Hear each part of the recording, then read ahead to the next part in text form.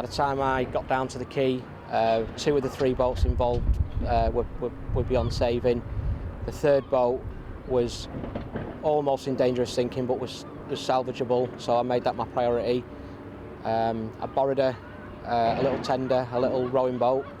Unfortunately I had no oars, so I had to kind of shimmy across to the boats that had sunk. The smaller of the 2 was sat on the larger vessel, so I made that my priority to get that out of the way, cut the ropes, pushed it off.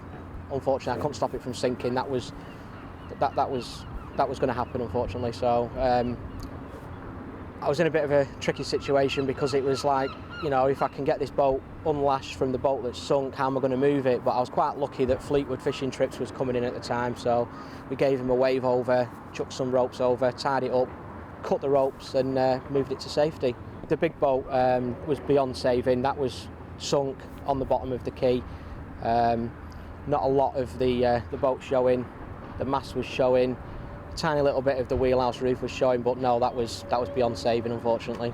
Well, as you can appreciate, we've been on board.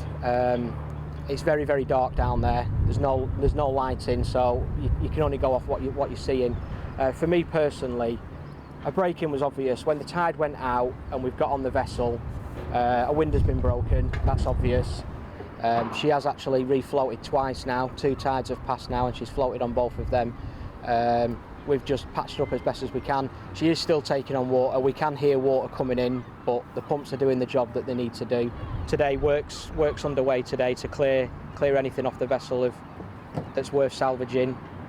And I'm not sure what the fate of the vessel is going to be, but it doesn't look good. Well, I wouldn't just label it as kids. I'd label it as vandals. It's more common to be, you know, kids, teenagers. They're seen on here quite regular. It's a bad area. It's a bad area for children coming on here, causing damage, throwing rocks. But it's a dangerous place. That's the most important thing to stress. It's a very dangerous place for children. It's not a play area. You know, as you've seen yourself, there's a 25-30 foot drop there. You go off there, you know, you're going to do some serious damage.